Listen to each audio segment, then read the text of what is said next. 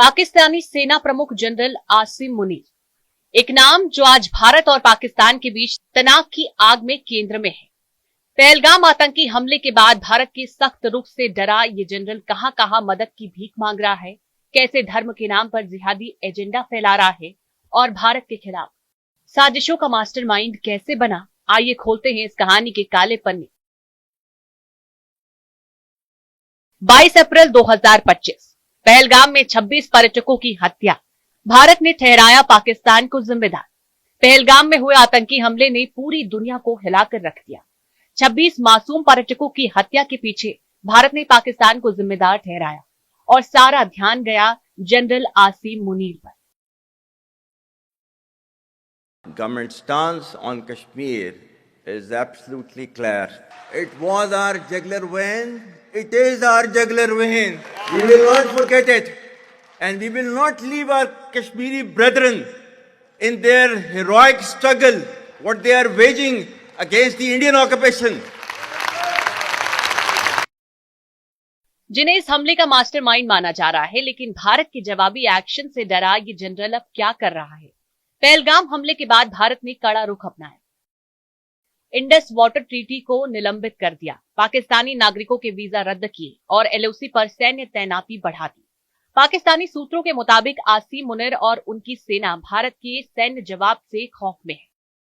खबरें हैं कि हमले के बाद मुनीर कई दिनों तक सार्वजनिक रूप से गायब रहे, जिससे अटकलें तेज हुई कि वो भारत की सर्जिकल स्ट्राइक से डरकर छिप गए थे।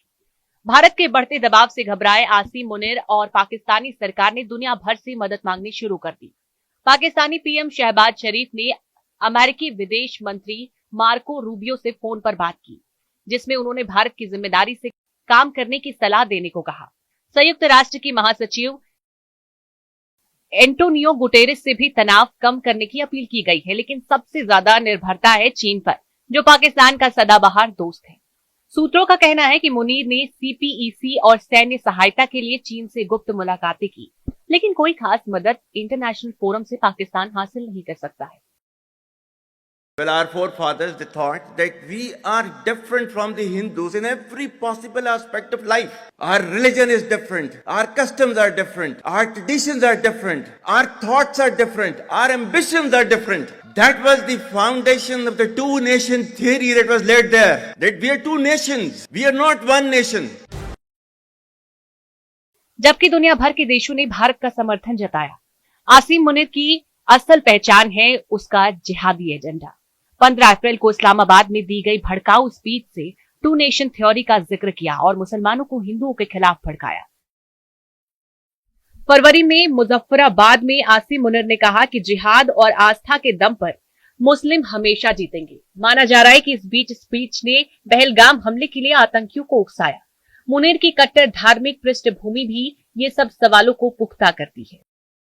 आसिम मुनीर भारत के खिलाफ साजिशों का केंद्र है। भारत का आरोप है कि पहलगाम हमले में लश्कर-ए-तैयबा और जैश-ए-मोहम्मद जैसे आतंकी संगठनों को पाकिस्तानी सेना का समर्थन था। मुनीर के नेतृत्व में पाकिस्तान ने एलओसी पर लगातार सीज फायर उल्लंघन किया, जिससे पिछले 8 दिनों से गोलाबारी जारी है।